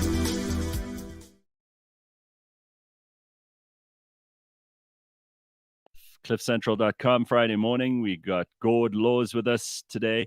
Gordo sent me a voice note while he was in Germany, and he puts on this. He's created this character, and you're brilliant at this. I mean, I played it for people; they didn't know it was you, and they're people who know you, and they were like, "Jesus, that's good." So in your head, I don't know how it works because I can do impersonations, but I don't create characters like you do. And you created Hard Eddie, who was like one of the most popular and brilliant characters, I think, in South Africa's comedy history. But you created this guy who sounds like it's almost like someone I know, but I don't know anyone who's exactly like this. And he's got such depth and personality. It's like your characters have been worked out. You have a whole backstory and everything. You just believe it completely. And his name is Rodders, Old Rodders, and he's from Rhodesia, right? I just have to start by saying, Gareth, first of all, thanks for having me on this broadcast. It's amazing what you can do with the technology, I'll tell you what. But it's actually about you know my bestie Gumpy, old Gregory, right? He actually created a very similar character. It started with him, and he created Cecil. And he would occasionally at the old bride would be having a bit of a rendezvous, and he'd just become possessed by this old Rhodesian.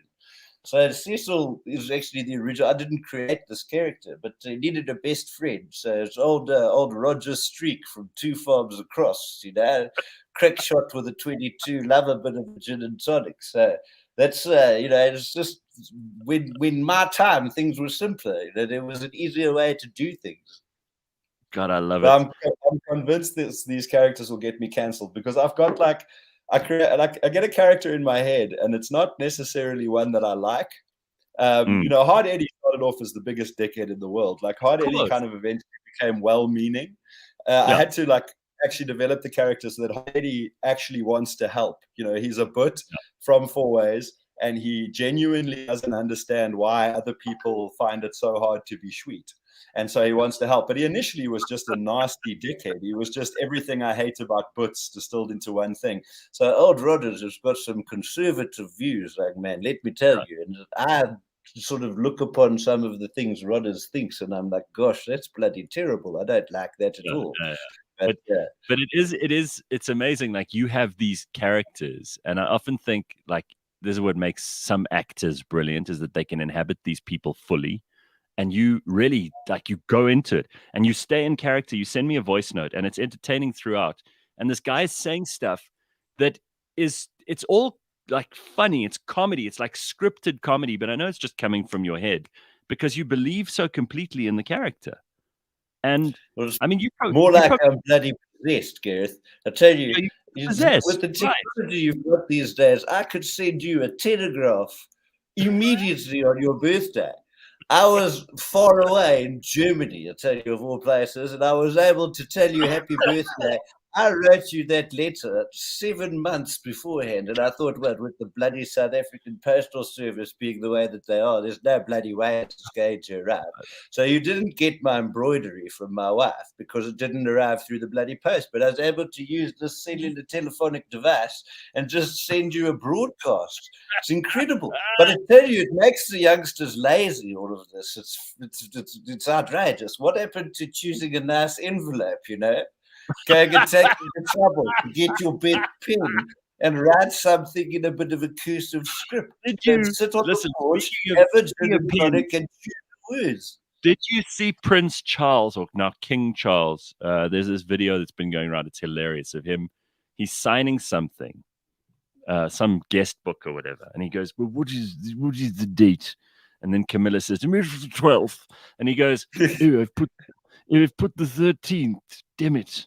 And he crosses out the 13th, and then the pen starts leaking, and Camilla goes, "Oh, it's gone all over," and he goes, "Ooh, oh, I hate it. Ooh, it's so annoying, this stinking thing." And he loses his temper about this pen, and it got me thinking, that is something I can totally relate to. And obviously, it's, a bit of people passing it around because it's like, oh, spoiled King Charles got a pen that leaked, and his whole life is a fucking disaster now. But to me, it's something I can completely relate to. A good pen, and you just said as Rodders, a good pen. Yes. Listening to Charles losing his shit over this pen that starts leaking is just That But is my that's the favorite thing, kind you of get in thing. the mindset of like, it's one thing to do an impersonation and have it, because I also do that with voiceovers, a bunch of impersonations, and some are better than others. But like my buddy Gump is fantastic at this, and he's got Cecil. He's like, I just eventually started copying it, and the character develops in your head. So the problem with it is like, well, you've got a responsibility for yourself. If you say something outrageously offensive, you have to control yourself. But I put myself in the mindset of people who think differently than I do. So, I've got Hazel from Houghton, and it's like, oh my God, this woman is outrageous. They've got 8 tills, and there's only 4 of them open. It's like, well, Hazel, they probably need spare ones. Also, it's not always lunch rush. So the way that individuals think that I don't necessarily like, this worldview that people have that I find sometimes just bizarre and sometimes very entitled and sometimes outright offensive, I say, okay, what would it be like to think that way? Yes, so, exactly. I could be doing Rodders and It's say like, something very old Rhodesian, and it's not like what I believe, it's what I think other people believe that is like stupid. Yeah, I mean, listen, some people have lost the ability to appreciate this kind of comedy because they assume that everything a character says is indicative of that character's true political beliefs and that they should be condemned in a modern context for it. The whole point of having characters doing the like character's beliefs. Yeah. Sorry, that's quite right. But the whole point of this is that you need to, like someone said to me, the definition of respect, if you break it down, is obviously look. Spec is to look. Re is again. So you look again, but you look at it from the point of view of you and then the other person. And if you don't ever, whether it's through comedy or through drama or just observation, if you don't actually pay attention to someone, especially the people who you disagree with the most, you can't really understand them. And therefore, you can't ever find a way of either, if you want to, beating them by arguing and making a more salient point and arguing a better way and kind of explaining a position better than they have. Or just learning to live and let live, which is also kind of a skill these days, because most people, especially if you look at social media, they can't live and let live. Arguing is like the whole reason they exist, and they just want to fight with people, but they don't actually want to understand them. So being right is an illness in modern society. All have it. So I can't come from a total point of judgment. Sometimes you just want to be right and you completely lose track of what. But that's like social media debating. It's like, okay, I'm right. Good morning, world. Yawn, sit up out of bed. I'm right. Let me go online and find out what I'm right about. What am I right about today? But with these characters, like, I try and see what I don't constantly do this. I've just sort of back analyzed it. So what actually it is like, I think, what would it be like to be like an old grumpy white oak who hates everything, and like has this perspective where you're always right, and in my time it was done bloody better than this, and you're like, no, it wasn't, Roger. It was better for you and 10% of the population and shit for everyone else. But like, he bloody believes it. He's not lying. It's just how he sees the world. And things used to work much better in my day. Yes, we all know people like that. Things worked. You're like, well, if you were you and you're like 100 friends, everyone else was miserable. But like, I try and imagine what it would be like to see the world like that, and then it's fun to like just inhabit that space and be an asshole. So it's always a tricky gray area. And I know there's certain shit you can't just say, well, it's comedy and do whatever you want. But sometimes these characters say things and I'm like, holy shit, that's awful. Like, God, I don't agree with that at all. That's the opposite of what I think. And I'm always wondering, like, in this modern era, like, can you actually have some fun with it or not? Because Rodders is a dickhead. Like, he is terrible. But he's hilarious. And I actually do think that there are still people who are exactly like him in the world. I mean, they exist. And I was messaging you the other day about, like, dude, I've got a character they haven't fully formed in my head, but like, we need to have one called Wrecked Tim. And Wrecked Tim is always wrecked. And Wrecked Tim, to me, just the thought of it is, what if I didn't come from money and wasn't good looking? So all of that, like, that padding of life where you're blindingly attractive and you've got, like, you came from an education and you've obviously got some financial structure behind you. If you were just broke and ugly, how would life go for Wrecked Tim? And I've got to figure this one, because it'll pop in my head eventually with the backstory, and then I'll just watch and see what happens. I'm looking forward to it. Listen, let's get Robbie on. Robbie Collins is obviously the one of the great comedians in South Africa. He's a recipient of, let me just go through some of this so you know, because the guy's got a hell of a CV. Standard Bank Ovation Award for That Bushman's Crazy. He's played to the biggest comedy audiences in South Africa, with appearances at the Heavyweight Comedy Jam, Blacks Only, Kings and Queens of Comedy, and a whole lot more. He's opened for Mark Lottering, Eugene Causa, Trevor Noah.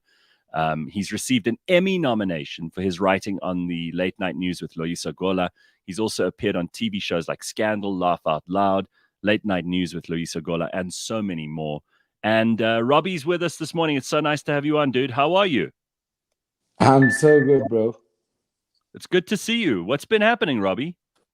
Dude, I'm literally trying to stay alive right now because my phone, literally, I've had no electricity from 11 p.m. I'm sorry. So, welcome back to South Africa. You just got back from New York, right? So you actually experienced like civilization, and now you get back to this rather, and now you have to like have electricity for a quarter of the time. I see today we've got like a 4-hour thing this evening. So whatever I wanted to do, I'm going to be sitting in the dark with candles like it's 1600. but you know this, Gareth, like I'm really excited to speak to you because you're one of those people that have always respected and put comedy on.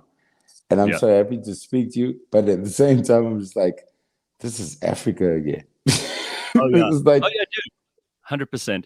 But listen, I want to talk to you about comedy, and I think you probably have met or you know Gord, and this is Gord Laws, Robbie Collins. There we go. You guys know each other. I don't know if we have met, man, but I'm a fan of your work, and it's awesome to kind of meet you. Oh, he's just dropped off. You see, you put him off so much. He's just either that, or it was load shedding that's finally kicked in there as well. But we'll get him back on in a moment. Malcolm Glazer says Gord takes over again. Good guy, but too in your face. I mean, sorry, Malcolm. I'm here to talk. I'm here to talk, so I'm going to. But you could also pull a Robbie and just leave if it's not your favorite show of the week. That's right. Absolutely. I Come always back tell tomorrow. people. I won't be here. Yeah, neither will I. Oh shit! Yeah, tomorrow's Saturday. Okay, well, come back tomorrow, and you can be come on back your tomorrow. own.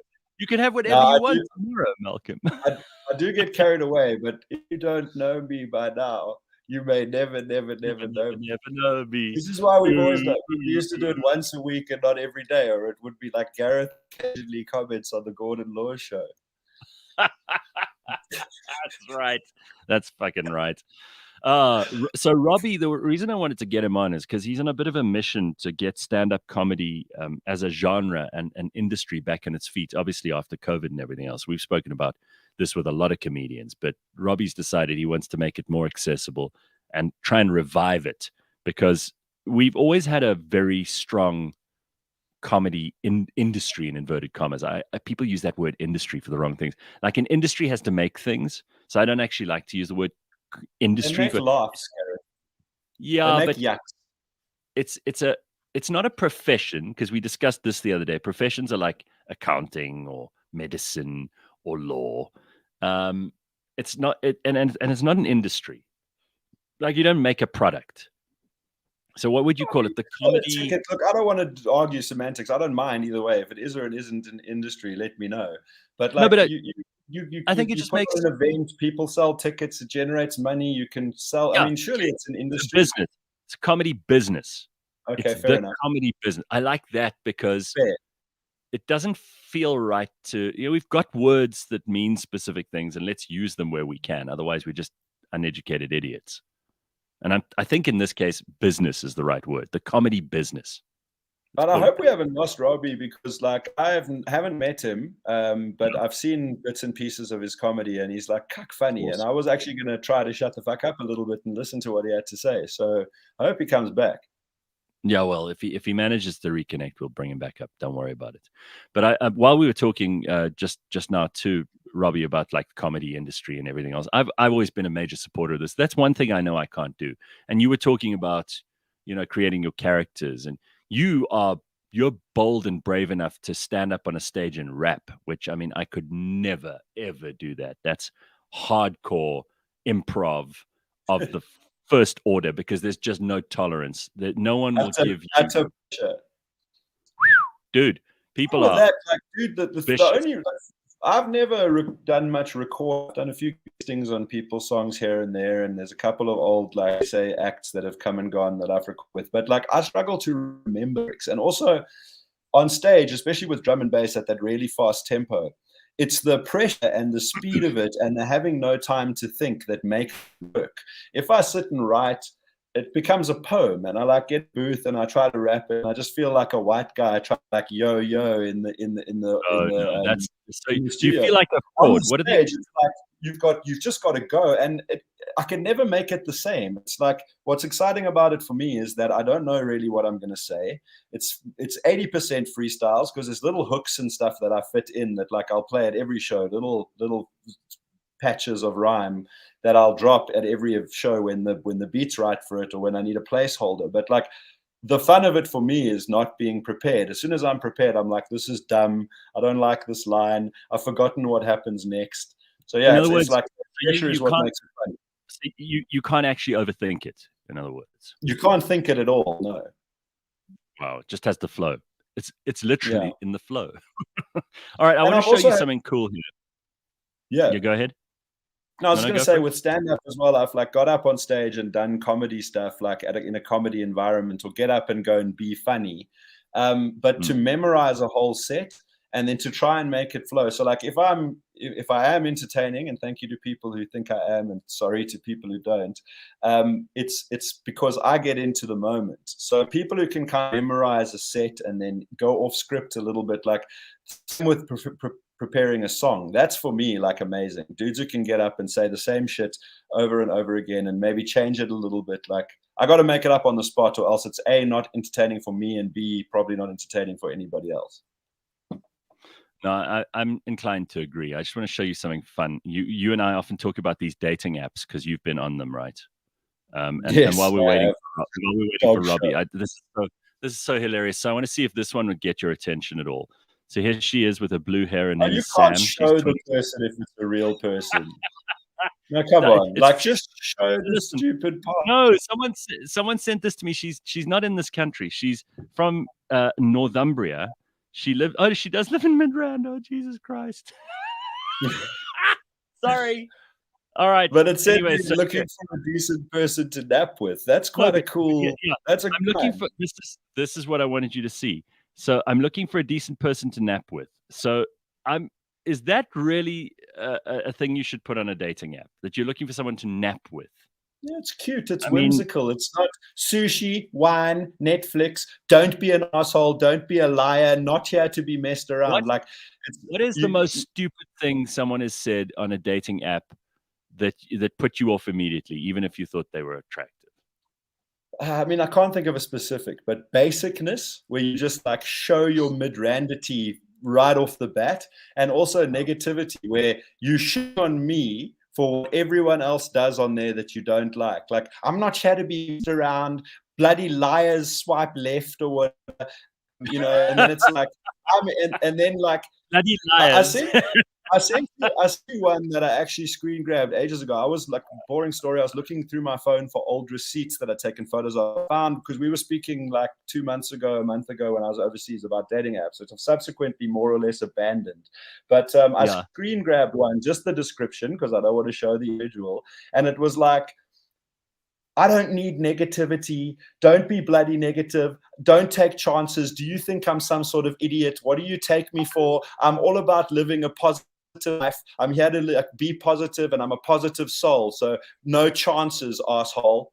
Something to that effect. I was just like, how can someone be so basic that they've just been on a negative rant about how they're so positive? Yeah. If you still have it, you can find it and read it. You know that drag artist Lily Slapped Silly, Beryl, who's hilarious, does this like real kugel from like Cape Town, and we've had her on the show before. She's hilariously funny, and her favorite thing is she's like, I saw my husband Lionel and I wanted to kill him. I wanted to smash his head into the wall. But, I'm not a violent person. I would never, ever do that. That's what she always says. I'm not a violent person, though, so I would never, ever do that. Look at this quickly. This is something that caught my attention. 25 years of marriage, and he never, not even once, raised his voice or his hand to his wife. And there's a guy. He's standing in the picture and his wife has got bigger arms and biceps than he does. So this was the one that I sent you. And again, I just found it and I was like, oh my God, this is exactly what we were talking about on the show. So this is the whole bio, and you have a limited amount of characters, right? So you got to choose them carefully. In case you were wondering, I'm aware that there are people on this app with some kind of agenda, especially while sharing vibes that are not being reciprocated. Energy doesn't lie. Capitals, not here to fuck random clowns. In search of a connection, no hookups. I'm a strong, free-spirited and independent woman. I love a man with a good sense of humor and not materialistic. I'm not here to be your mother. I'm all about positive vibes. Are you willing to reciprocate that? Positive vibes. Are you willing? Like, there's literally, I'm a strong, free-spirited and independent woman. I love a man with a good sense of humor, not materialistic. That is 20% of this, and that's the only part of it that's vaguely positive. The rest is a rant and a bitch about what other dudes have done. So, like, you're shitting on all of dudekind or womankind or whatever you're into at the person who's deserves a fresh chance. Like, I haven't fucked up yet. So, yes, but everyone else who has, I'm getting crapped on for what they've done. And just the basicness. They've poisoned her well, and now it's your problem in case you thought like you might actually want to meet this person. Someone says here, assholes, Gordon, go away. Gord, Sean says, Gord, I think it's time to sing Decimal Dan. Decimal Dan, the ron-cent man, gives you runs for cents wherever he can. 1 rand for a pound, 95 cents for a quadrant, 11 cents for a tikkie, 17.4 cents for a quadrant. Like, fuck me, that math thing makes sense. My favorite thing about Decimal Dan, the ron-cent man, was that it starts at 1 to 1 for the pound, and then you start getting random amounts for other things. It's so complicated. It's really. They used to have like a shilling and a tikkie and a, In today's broadcast, it's Decimal Dan, the ron-cent man. He gives you runs for cents whenever he can. Don't you think there's something so cute about the fact that they used to do public service announcements, but they'd actually hire a person to write a song for the public service announcement? I mean, like, no one goes to that trouble anymore. Now you just get like, the president just pitches up on TV and goes, we will be shutting down cinemas for 3 years or whatever. No one's done anything creative around it. Like, there used to be a time where if they were changing the currency, they had to make a song for you to all. Dude, so everyone love Jingles. I try to bring them back. I've been in advertising a long time, and like, I've pitched a lot of jingles, and like, no one ever goes for it. But like, firstly, from like a marketing perspective, something that gets stuck in a person's head, as long as it's not too irritating, even if it's a little bit irritating and it's an earworm, it's effective brand like recognition. But it's fun. Think of like, oh boy, mom remembered Melrose, and I remember the Black Cat peanut butter rap kid, and like a cool song, The Village of the Cheeky Rascals. I'll be in the shop and I'll walk past something and the song will pop up in my head and then I'll buy it. It just proves that stuff has power, like way more than just a clever tagline or whatever. If they have a song, I remember that stuff instantly and I can recall every lyric in the stupid jingle. Dude, I'm haunted by an ad that was on Highveld stereo when I was a kid. So my mom used to listen to the radio, and like I would get fetched from school, and I hated. I was super furious at the time. It was her own car; she could do what she wants. But it was a 702, and if that wasn't to her taste, if they weren't talking about interesting things, go to Highveld. So I hated the music, but there was an ad for Lombard tires that has haunted me. It's been an earworm every day. So, well, I'm an alien from outer space, and I'm trying real hard to get out of this place, but my tires are worn and my alignment's wrong. I need a wheel balance that won't take too long. When out of the blue, I heard this name, Lombard tires. was back in the game. So I took my ship down to Lombard in town, had my good years on before the sun went down. And that's the story of my trip to Earth and how I got my money's worth at Lombard Tires. Dude, Yes, I remember that. it keeps me awake at night still, and I'm 41. This was when I was 9. That's so great. There are a lot of other good ones here. We've got to do these, right? So take a tumble. Do you remember Take a tumble? tumble? Take a tumble. I don't remember the rest of the words, but I remember take a tumble. Yeah. And they'd have like a goalkeeper like jumping to the side or whatever. Cremora, it's not inside, it's on top. Yeah, but that wasn't a jingle. Wedwo. Why did I think of Melrose? Like where there's like a cool catchphrase, like, you know, it's not inside, it's on top. It's not a jingle, but it's touching the same territory. Who remembers Zap It in a ZB Can? South Africa's anti-litter campaign. Zap It in the ZB Can. Yeah. Boss Paving? That's a proper one. How did that go? And also, what about when your drain is being naughty? Call 444 4040. In the bus, walking on bus paving. What a feeling, so appealing. But also, one of the best ones was there's a rumble in the middle of the jungle at the village of the cheeky rascals. They pick their fruit from the magical tree and they take it to the factory. A squish, a squash, a bubbly boo. Rascals make the fruitiest chew. Flavors never stop with a Rascals fruity pop. That's it. Yeah, that's great. Gijs reckons he wants to be a Simba Chippy. I've always wanted to be one. More than a Willard's Chippy because they had a better song. Dipper Omar. That's another good one. Very good. I just always used to imagine, because like in sort of certain circles, dipping someone is to hit them. And I just imagine this person going around dipping Omars. It's like, that's a terrible thing to want to do. Dipper Omar, because it just means to punch someone, right? So I've got bad news. Robbie is unable to join us. He's clearly run out of battery on everything. So he's not going to be back today, but we'll try and get him on soon. Bathroom Bazaar. That's always Bizarre. Come to Bathroom Bazaar. Classic. That's so great. Oh, yeah. Who can bake a biscuit? Who can bake a biscuit? Especially for you. Especially for you.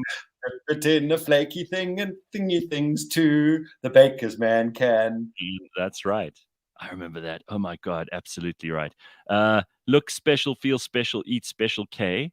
I don't remember that. Firestone Jingles. Special, feel special, eat special K. Yeah, I know that one. Do you remember the Firestone tires? Oh my God, Nell Silver. Spray it on dry hair, and your hair will stay there. Spray it on wet hair, and your hair is set there. Jane Seymour, set to, is something new. And there's also the city golf one was something similar. Red, yellow, blue, not green. Red, yellow, blue. Red, yellow, blue. This is why I'm maladjusted, because this shit takes up part of my brain bandwidth that should be used for like Excel spreadsheets. You know what? Sergio is quite right. Stefano Vigoriti, who's a friend of ours, I'm actually getting him on the show soon. Stefano he used to play soccer. He used to be our soccer guy. He's in charge of MSC cruises at the moment. And Stefano told me that he was the guy in the ad. He was in the Take a Tumble ad. He was the goalkeeper in the ad. So that's why I remember it. Yeah. Tangentially related, my matric maths teacher, my class 12 maths teacher, was Woofles on Pumpkin Patch. And that theme song is the biggest banger of all time. Yeah, Matt Matesa. And he was a proper academic. Right? He had like a PhD or some shit in maths. He was one of like the 3 dudes that used to write the maths textbook. So he wasn't just like an Oni. Wow. He was like a doctor of maths, and he had like a PhD in drama. And he was just the dude in this that did Woofles. But that tune is the ultimate banger, dude. Pumpkin Patch, oh Pumpkin Patch, let's all run to Pumpkin Patch. Woof woof, Pumpkin Patch, oh Pumpkin Patch.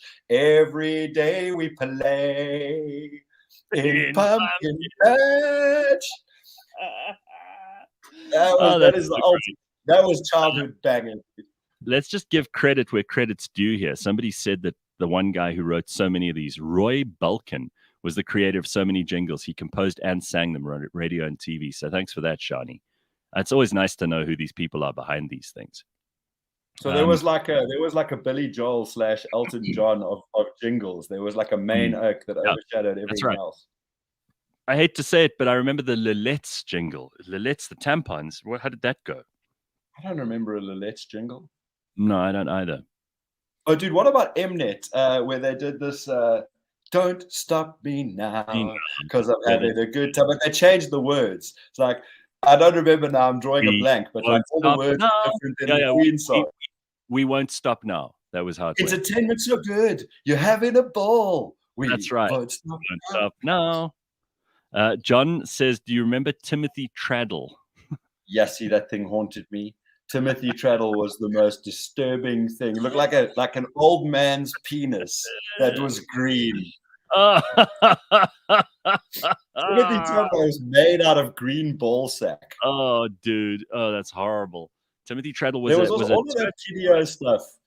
There was Mr. Chinwag, and that was also like. I loved Mr. Chinwag because Natasha Sutherland, who was like easily the hottest woman on kids' TV, and I was already a teenager, so I had no business watching Kidio, but I would watch it because she would do like stories with Mr. Chinwag, and I'd be like, wow, that she's too hot for children's TV. She was. Yeah. Did she marry Steve Hofmeyr at some point? She's not too hot. I mean, she can do what she likes. Was at that time, man. She was. Dude, there was a character on Kidio called Pedro the Music Man, and his jingle used to haunt me as well. Come and see Pedro, Pedro, Pedro. Come and see Pedro the Music Man. But I remember I would watch that, and I didn't take it terribly seriously because I was like of reasonable intelligence as a kid. I was like, okay, whatever, it's a TV show, and I just watched this character, and I'd like not think anything of it. And then at some point in my teen years, in sort of mid-high school, I met Pedro, and I was old enough and sort of corrupt enough at point to realize like this character, in my opinion, this individual just had Joel Miles on him. Like he was like this entertaining music oak. He was like a hippie who's probably victims disabled with that like aged vibe of substances. And again, not making any allegations. I'm sure you're just a vegan and you look so healthy, but you looked like you had positive ecstasy miles on you. And like I was like, I get it. Like, this dude shouldn't be around kids. And again, purely innocent, no evidence, sure, he's a great person. But that was the impression I got. I was like, oh, shit. Like, you look like my mate's older brother that's drawn too hard. I think you can still find some of this stuff on YouTube. Gijs says, I remember Candice Hillebrand on KTV. She was hot. Oh, my God. She was, and she was hot in person, too. Because she was lovely. She was lovely. She went to the States and became a singer, and she's done it. Like she has like a household name worldwide, but she did pretty well as a sort of musician, singer person there, model musician. Like she got married, she went overseas, and she like reinvented herself, and she's done pretty well.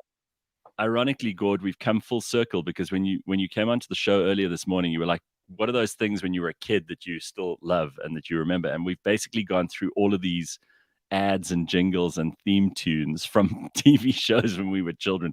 I don't think this is even anyone born after, like I'm imagining Simpiwe sitting in the studio now going, what are these old assholes talking about, Yeah, if you're older than 30, this makes no sense, and we're just old dudes. Yeah, this whole show has been a complete waste of time for anyone who's younger than 30. It's just a total waste of time today. Sorry. I apologize in advance. Yeah. Lots of others here. Whatever happened to Uncle Bill and Laurel from Pumpkin Patch? Do you think they ever like had sex? Uncle Bill and Laurel? Uncle Bill was. Don't think those thoughts about Uncle Bill. Don't you say sex things about Pumpkin Patch. That is sacred, and the sanctity of Pumpkin Patch will not be desecrated. Hang on. Uncle Bill has never had sex except to make his children. Okay, but there was always a bit of a thing like Freckles and Speckles. I know they were meant to be. No, hold on. They were meant to be related, but cousins. I think. I think Speckles was definitely gay, and it was never really said in the show. Obviously, they wouldn't have allowed it on 1980s or 90s television. But I think Speckles was definitely gay. I mean, he used to like compose music, and he always went, "Oh no, Waffles, what are you doing? Like totally over the top kind of. I'm pretty sure he was. He was like the first not openly gay I don't character. like to think about. I don't like to think about these. Like, you don't soil the memory. And not to say that gay soils the memory. Having a sexuality soils the memory. I don't want to think about what these dudes did in their spare time. They were just pumpkin patch all the time. Well, in real life, that place was real, and there was none of that shit going on. Uncle Bill has been. Uncle Bill has problems from his mayor's chain. He was the mayor of Pumpkin Patch. That's right. Yes. Just by the way, Nell Silver says, I hated Zet. Do you remember Zet? Yes. Yeah, Zet was terrifying. My buddy Alan, my good friend Alan, as an actual phobia of Zet, to the point where he was terrified as a kid because Zet would pop up at shopping centers and go and like entertain kids. And he had this genuine fear Zet could just pop up from anywhere because that's what happened on the TV. And if you show him a picture of Zet, he acts like legitimately anxious. He's like, no, man, put it away. Fuck. Dude, seriously, it's not funny. Put it away. A lot of people going into theme tunes here. Does anyone remember Vili Vali? Yeah, of course. All it takes is two. Take two. All it takes is two. Take two shortcake biscuits. Milk chocolate coat, cover them. Caramel, smother them. No, some other shit. Take two. You remember? You have such a good memory for this stuff.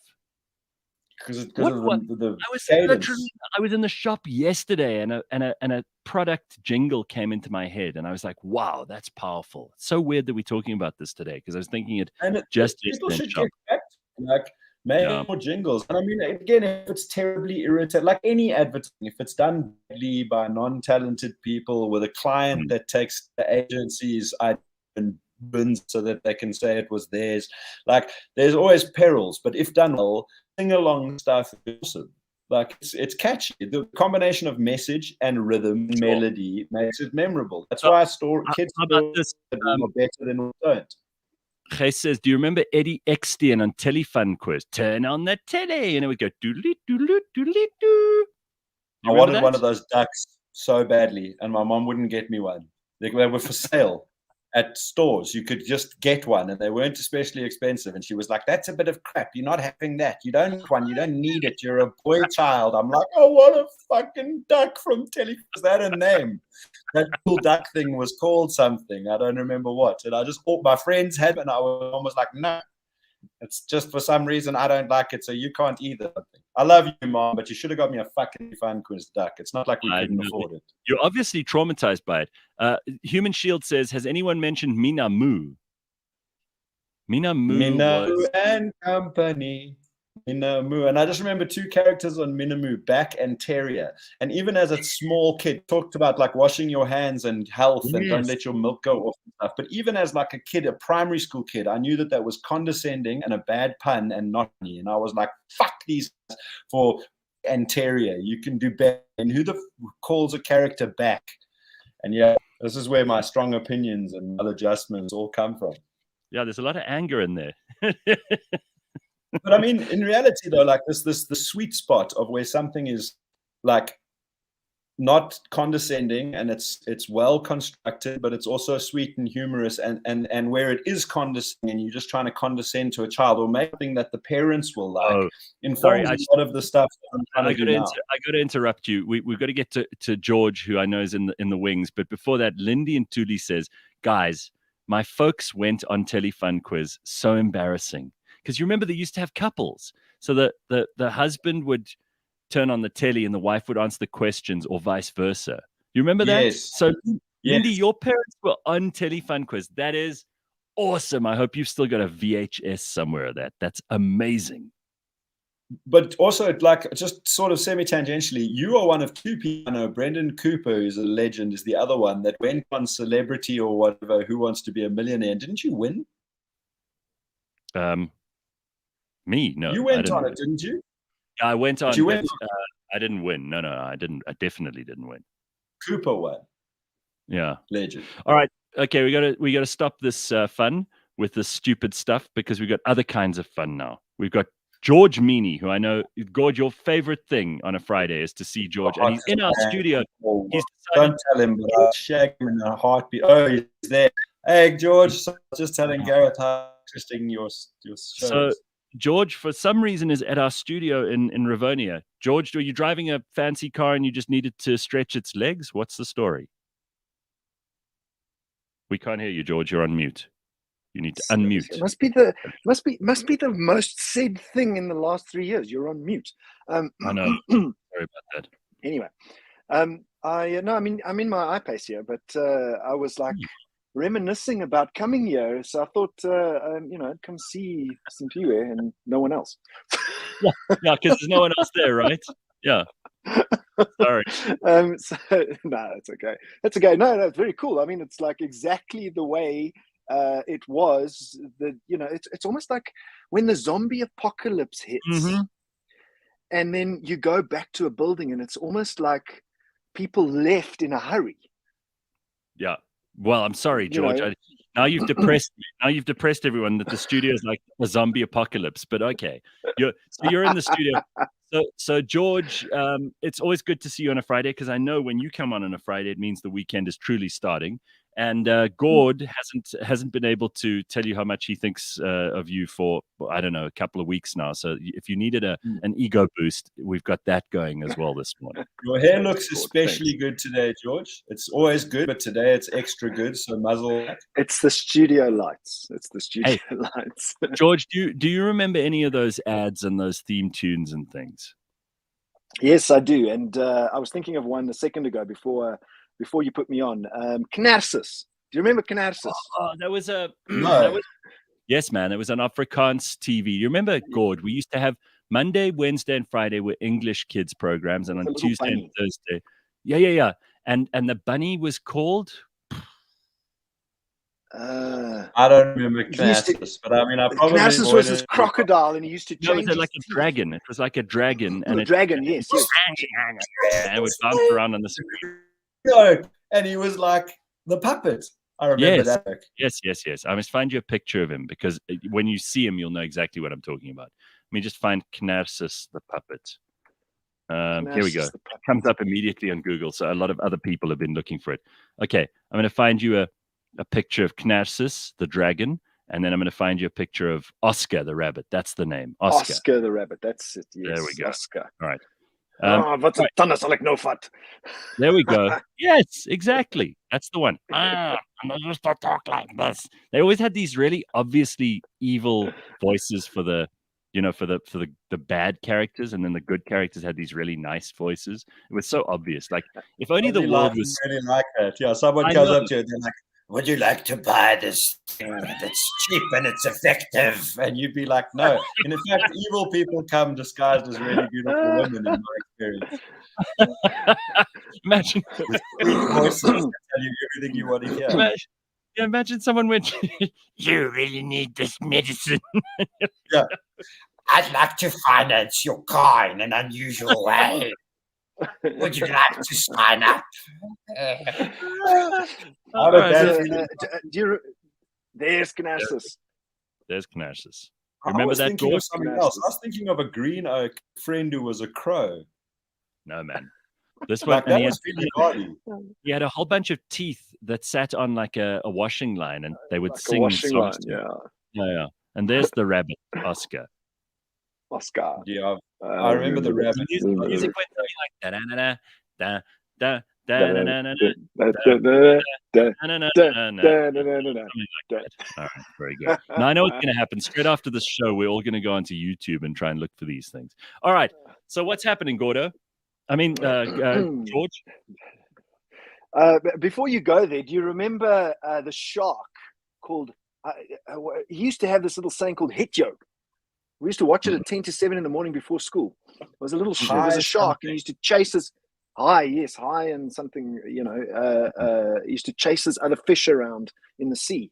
Yes. God, what was that called? It was high something. Okay, but audience, help us with this. I know exactly what you're talking about, but I can't remember the name. I can't remember the name. I remembered Knarsus, but I couldn't remember the name of the show. Ancient Ether says, "Can you guys please talk about cars now?" So you see, this is people want us to be serious. You're trying to have fun here, but people want us to get straight to the point. They didn't come here for bullshit. They came here to hear what George thinks of cars and what he can tell us. Okay, right. Well, first story. They have designed a truck, obviously in the United States. They've designed a truck that can simulate seismic activity. So it can simulate an earthquake. So what this truck does, I sent you a picture there, Gareth. What this truck does is it pounds the earth with 27 metric tons of impact at a rate of 30 times per second. And what this truck's designed to do, what the system is designed to do, is to measure the capability of the earth in a specific location to withstand the force of an earthquake. There we go. So it's a truck that can fuck, basically, and it does that to the ground. A truck that can fuck, exactly. Pounds the earth. Takes the earth to pound town. This doesn't sound like a bad idea at all, to create something that can smash the earth with thousands of tons of pressure 30 times a second. I mean, just basically frack like 100 meters under where they're testing this. We've got like fracking happening. Well, you never know. Maybe they were looking for a fracking zone, and it's just an undercover reason for doing what they're doing. Where I live, there's certain places you can't build on because there's dolomite, in the ground. And what happens with dolomite is that when you have a lot of rain, some of it dissolves. The actual rock dissolves, and it creates these sinkholes, effectively. So if you brought that pound town truck here, you would cause a lot of trouble. I think a lot of houses would sink into the earth if you started hammering the ground outside their driveways. Isn't that the case in the West Rand, where all the mines are? There's often sinkholes. Apparently, Joburg. I mean, I don't know if this is absolutely true, but apparently, Joburg underground, it's like a Swiss cheese. It's like full of tunnels and holes, and basically, if we ever have a really big earthquake here, we're in big shit because the whole of Joburg will start rattling and rolling, and some of it will fall. I mean, this is not the earthquake show, but apparently the earthquake show. George, can you imagine the earthquake show? I mean, there are shows that. The earthquake show. Rumble. It's the apparently Coburg Power Station is built on a fault line, I believe. Oh no! I see Fukushima. I don't know how true it is. Oh no! All right, let's just stop right there. We're going to make people paranoid. Okay, what else? Then have you ever named your car, nicknamed your car? Apparently, this is quite a thing. 100%. Every car I've ever had has had a name. So I looked up names for cars, and people have named their cars Scorcher, Burner, Roadrunner, Gorilla, Bigfoot, Everest. Metalmobile. What have you named your car, Gord? My old black Polo was the Metalmobile. Mine's always had human names, like Dexter or Doris or Sven. Or my next one's going to be called Carl. That's so stupid. I can kill you. All right, what else? Why do people? And then what? Why do they? But hang on. Why do they call it? Is it because Everest is so obvious, like the Ford Everest, right? So is that why? Is that like a total lack of imagination? It's like those people who call their child Sion. I think anybody that calls their car by the name of the car itself is boring, to be honest. No, I think so. Call it something better. Call it Shadow or something.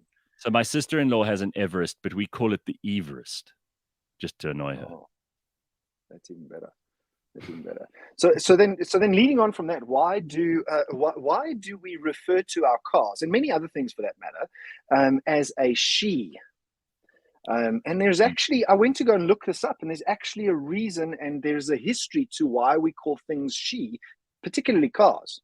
And it turns out that it comes from a Latin, because English comes from a little bit of Latin. So the Latin word for ship is a feminine word, and because Latin has gender, many languages have gender, for different things. Right. The Latin word for ship is gender, so that's where the word she for ship came from, and then it extended to everything else, including cars. But some countries are male and some countries are female, right? No, I didn't know that. Yeah. So cancellation. I'm excited about this. Well, I mean, so some things are gendered, whether the LGBT community like it or not. But like Russia is male, France is a she, Germany's a he, as I recall. Spain is a she. Like there's some countries that have the country itself. Do these countries decide this for them? Like back when this was a thing and it needed to be like assigned.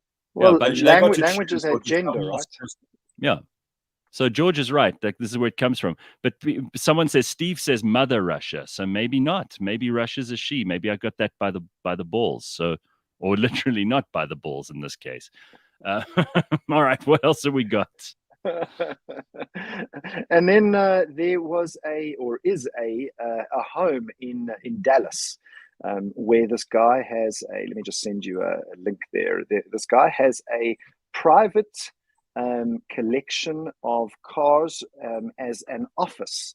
So if you have a look at that image, you'll see that he has a private collection of cars, as well as it's his home office, as a matter of fact. Oh, wow. And it's a Ferrari display there. He's actually themed the entire home office as Tron. So he's got different cars in different places. Oh, wow. And this house is going for, with the home office included, for $3.9 million US. So this guy's having a home office like this guy's a major car fan. I mean, we've got people like Jay Leno who've got warehouses full of this, but here's his home office, and he's got cars in these beautiful little. It almost looks like a Star Wars ship, and in each of the rooms he's got cars. It's awesome. Even the backdrops, all like Formula One stuff. Look, I mean, that's I can real. think of other ways to spend that money, but I'm not trying to judge this dude. He's obviously got a lot of passion for it, but I think that's ugly as fuck. And I think that the picture of the crashing Formula One, I guarantee you it's low res and it's like than it should be, and it looks like shit up close because no one prints large-scale printing well. All right. Thanks, Gord, for ruining that one. Sorry. Yeah. I mean, It's cool, though, if you like that sort of thing. Well, I mean, let me show you another version of this picture because I think, George has found something interesting here. Listen, some people, there's no accounting for taste, right? There's no accounting for taste. What one person thinks it's subjective, is Of course, what one person thinks is beautiful, someone else is going to think is really ugly. But take a look God at this. for that, or I would never, ever have gotten laid in my life. All right, so here's a different angle on that office. And you know what? If you're into this stuff, I mean, that could be quite cool if you're a real Ferrari fanatic. I mean, so it's like he's got this desk and it's all in red and white, and he's got the big Ferrari badge on the wall. I mean, it's not my scene either. I wouldn't like that. But I think there are people who would. Cool chandelier. Yeah. Like a white chandelier. I mean, I'm not that much of a dick. The thing is, amazing. I didn't even notice the chandelier. I just didn't notice the chandelier. If you're into that sort of thing, that's epic. It's just not me, is what I'm saying. But like, great if you like Ferraris and shit. Amazing. No, but it just proves, because you're not into that thing, you notice the other things that are around what you're not into. So I'm into cars and Formula One, so I won't notice the chandelier. Whereas you're not into it's a Ferraris really good and chandelier, cars and though. stuff. So, yeah, it is legit a super cool chandelier.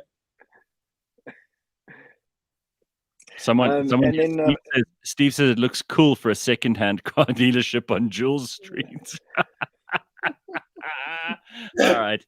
Oh, poor guy. Poor guy. His $3.9 million home office now gone up in flames. Right. I'm sure he's going to be crying himself to sleep on a pillow full of money. Mm. And then very finally, I don't know if you heard, Gareth, the South African government has decided, in their infinite wisdom. I mean, I've got an argument for this because I think they just executed it in the wrong way. They are putting up tire import duties by 38%, an additional 38% on tires from China.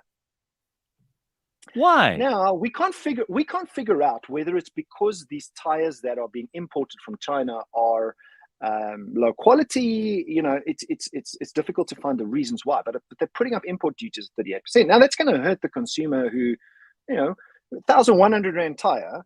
That price is definitely going to go up now. So that's the downside. That's like a real proper economic downside, and it just shows you the government does things without, you know, calculating the effects. In my opinion, this is not a bad thing because it does stimulate local manufacture. I mean, we manufacture approximately 11 million tires in South Africa, continental down on the Eastern Cape. We manufacture 11 million tires. 2 million of those tires we export. However, South Africa consumes approximately 15 to 18 million tires a year. So that's how much we use. Okay. So there's lots of scope for manufacture. All right, but there could be an argument then for kind of protecting local industry. And if you put up the tariffs on imported tires, then you protect local industry. I'm always a little bit nervous about this protectionism because why should the consumer be punished? You know, like if the Chinese can make cheaper tires and you don't really care whether it's some kind of fancy brand or whatever, there's an argument for that. Do they money from that duty and give it to stimulate local manufacturing? Or does someone in the ANC buy another giant Merc?